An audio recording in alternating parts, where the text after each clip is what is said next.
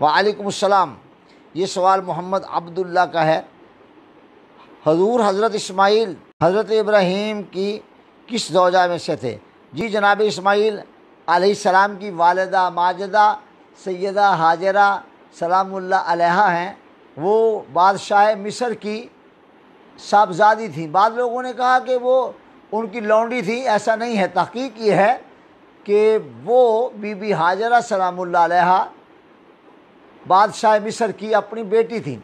چونکہ be be Sara کی جب کرامت کا اظہار بادشاہ مصر کے سامنے ہوا تو رکیون ابن سعدون کے سامنے، پھر وہ بڑا لمبا واقعہ ہے، اس کے بیان کرنے کا وقت نہیں، ورنہ میں عرض کرتا۔ کئی بار آپ نے علماء سے سنا ہوگا۔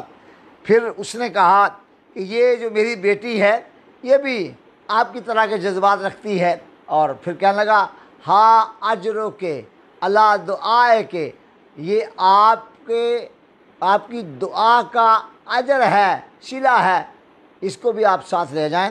تو وہ ابراہیم علیہ السلام کی والدہ اسماعیل علیہ السلام کی والدہ ماجدہ سیدہ ہاجرہ بادشاہ مصر کی بیٹی تھیں، بڑی عمدہ خصال کی مالکہ تھیں، اور پھر ان کا حضرت ابراہیم علیہ السلام سے نکاح ہوا۔ یہ مشورہ بی بی سارہ نے دیا تھا، اور اللہ تعالیٰ نے جناب سارہ ہاجرہ سلام اللہ علیہا کو صاحبزادے سے نوازا۔ انہی کا نام اسماعیل ہے ذبیح اللہ۔ اللہ ان کے درجات کو لا تعداد اعداد میں سربلندی عطا فرمائے، اور ہم سب کو اولاد ابراہیم علیہ السلام کی قدر کرنے کی توفیق عطا فرمائے۔